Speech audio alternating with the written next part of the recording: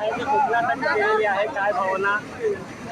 गेली 12 वर्ष पहिल्या बसेसच्या माध्यमातून आणि आता ट्रेनच्या माध्यमातून मोदी एक्सप्रेस या नावाने आम्ही कोकणवासियांना सुखरूप गणेश चतुर्थीच्यासाठी गावाकडे पाठवण्याची ही सेवा देतो आहे. भारतीय जनता पक्षाच्या माझे सगळेच सहकारी आम्ही एकत्र येऊन आमचे कोकणवासियांसाठी गणेश चतुर्थी हा सर्वात मोठा सण आहे, म्हणून त्यांनी ह्या मुंबईच्या आणि आजूबाजूच्या परिसरातल्या धावपळीच्या आपल्या जीवनावर थोडा वेळ काढून आपल्या गावाकडे जाण्याची जी त्यांची संधी असते, ते जे वाट पाहत असतात त्या याच्यामध्ये आमचाही थोडा खारीचा वाटा असला पाहिजे हा आमचा प्रयत्न असतो. म्हणून ह्या मोदी एक्सप्रेसच्या नावाने आम्ही मोठ्या संख्येने कणकवली विधानसभेचे आमचे बहुतेक जे नागरिक आहेत त्यांना ह्या मोदी एक्सप्रेसच्या मधून बसून सुखरूप नाचत गाचत आम्ही गावाकडे पाठवतो. आगामी विधानसभेमध्ये ही एक्सप्रेस सुसाट धावलेली पाहायला मिळेल. लोकसभेमध्ये तुम्हाला भारतीय जनता पक्ष आणि महायुतीची एक्सप्रेस सुसाटच दिसली. पालघरपासून ते सिंधुदुर्गापर्यंत सगळीकडेच महायुतीच्याच विचाराचे खासदार तुम्हाला निवडून आलेले दिसले. कोकणवासियांनी भारतीय जनता पक्षाला भरभरून प्रतिसाद दिला, मताच्या रूपाने आशीर्वाद दिला आणि असं तेच प्रतिबिंब किंवा दुप्पट एक खासदारापेक्षाही दुप्पट आमदार आता तुम्हाला येणाऱ्या विधानसभेला महायुतीचे मिळताना दिसतील.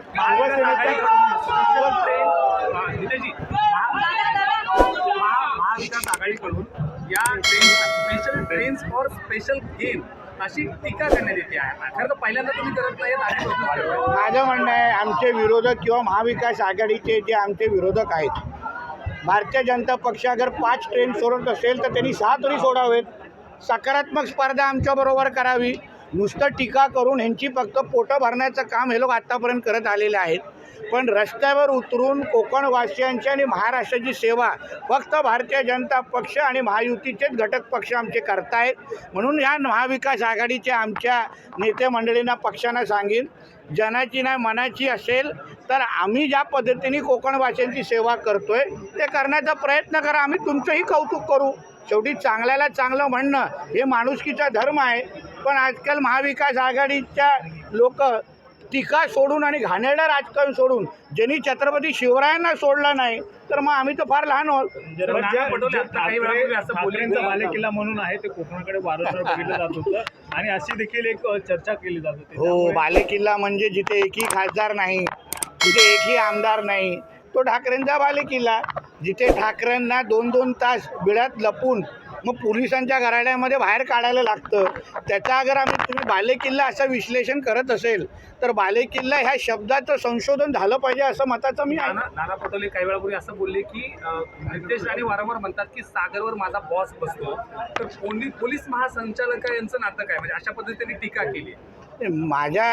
मी स्पष्ट तरी बोलतो काय, माझा बॉस सागर बंगल्यावर बसतो, पण महाविकास आघाडीचे कित्येक लोकांचे बॉस कुठे बसतात हे आतापर्यंत शोधण्याची वेळ आलेली आहे. उदाहरण आमचे जुने मित्र संजय राजाराम राऊत, त्यांचा नेमका बॉस कुठे बसतो हा एक मोठा प्रश्न आहे.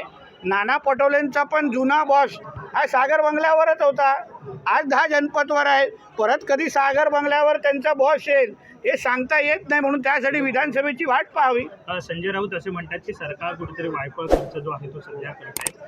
जी छत्रपती शिवाजी महाराजांचा पुतळा बनवण्यासाठी 15 कोटी खर्च करणं गरजेचं होतं, तर 15 लाख. आता संजय राजाराम राऊतला आकडे आणि ह्या पद्धतीच्या भ्रष्टाचाराची भाषा जास्त समजते. ज्यांनी साधी खिचडी सोडली नाही, ज्यांनी साधे करोनाच्या काळात औषधं सोडली नाहीत, त्यांना अशा पद्धतीचा भ्रष्टाचार सगळीकडेच दिसणार. कारण का आजूबाजूला म्हणजे मांडीला मांडी लावणारे म्हणजे काँग्रेसवाले असतील, तुतारीवाले असतील किंवा मशालवाले असतील, सगळ्या भ्रष्टाचारामध्ये PhD केलेले सगळे लोक आहेत. म्हणून त्यांना काय नवळ आजूबाजूला दिसणार नाही. जेवढा खर्च अपेक्षित होता तेवढा सगळा व्यवस्थित खर्च झालेला आहे. आमच्या PWD खातं असेल किंवा नेव्हीमध्ये सगळं पारदर्शक कारभार झालेला आहे. कधी संजय राजाराम राऊतनी वेळ काढून माझ्या घरी आणून बसले तर सगळे कागदपत्र दाखवतो आणि कागदपत्र दाखवल्यानंतर सुखरूप घरी सोडून एवढी गॅरंटी आहे. मराठवाड्यामध्ये मोठ्या प्रमाणामध्ये पाऊस झालेला आहे. संजय राऊत म्हणतात की इव्हेंटवर खर्च केला जातोय, मात्र शेतकऱ्यांकडे द्यायला. जेव्हा यांचं महाविकास आघाडीचं सरकार होतं, जेव्हा ह्याचा स्वतःचा मालक जेव्हा राज्याचा मुख्यमंत्री होता, तेव्हा कोकणात पण असंख्य वादळे आली, तेव्हा एक दमडीही पण या लोकांनी द्यायची हिंमत दाखवली नाही. आमचं महायुतीचं सरकार जेव्हा जेव्हा कुठलंही अशा पद्धतीचं संकट महाराष्ट्रावर आलं आहे तेव्हा अपेक्षापेक्षा जास्त पैसे देणारं हे सरकार आहे. म्हणून आणि त्या पैशामध्ये कुठली चोरी करण्याची पण हिंमत जशी हे लोकांनी करोनामध्ये केली तसे आमचे कोणीही करत नाहीत. म्हणून संजय राजाराम राऊतला सांगेन, तुला जेवढं कळतं तेवढं थोबाड उघड, हे तुझ्या हिताच आहे. तुमच्या विरोधात हाजी हराफत शेख जे आहेत कुर्ल्यामध्ये त्यांनी पोस्टर लावलेले आहेत आणि अगदी खालच्या भाषेत त्यांनी म्हटलेलं आहे. त्यांनी म्हटलं की हिंमत असेल तर समोर या. असं आहे ना, ह्या गोष्टीची दखल आमचे प्रदेश अध्यक्ष आणि मुंबई अध्यक्ष घेतील. त्याबद्दल मला बोलण्याची काही गरज नाही. त्यांना प्रदेश अध्यक्षांना ह्या विषय हाताळण्याचा पूर्ण अधिकार आहे. पण संघाने एक प्रकारे तुमच्यावर जबाबदारी जी टाकली की हिंदुत्वात कुठलंही कॉम्प्रोमाइज नाही, तुमच्या सगळ्या ठिकाणी प्रतिसाद चांगला येत असताना पक्षातल्याच अशाही लोकांनी भूमिका घेणं हे कितपत योग्य वाटते? बघा, माझं काम आहे हिंदुत्वाची बाजू लावून धरणं, जे चुकीचं आहे ते चुकीचं म्हणणं. आम्ही कोणावरही पहिला अंगावर चालून गेलेलो नाही. जे अंगावर आले त्याला आम्ही उत्तर दिलेलं आहे. आता त्याबद्दल अगर आमच्या पक्षातले माझे काही सहकाऱ्यांचं वेगळं मत असेल तर आमचे प्रदेश अध्यक्ष आणि वरिष्ठ पातळीचे लोक बघून घेतील. ते डिपार्टमेंट माझं नाही. माझं डिपार्टमेंट आहे हिंदुत्व आणि हिंदू समाजाचं संरक्षण करणं. ती जबाबदारी माझ्यावर आहे आणि मी माझ्या पद्धतीने कुठल्याही पक्षाच्या कार्यकर्ता होण्याच्या अगोदर मी पण स्वतः एक हिंदू आहे आणि म्हणून मी ती माझी भूमिका राबवतो आहे. नगरनंतर भिवंडीत सुद्धा तुमच्या विरोधात गुन्हा दाखल जो आहे झालेला. शेवटी बघा, मी गुन्हे दाखल होतील या भीतीने माझं हिंदू समाजाच्या बाजू घ्यायला बंद करणार आहे का? ते तर काय होणार नाही.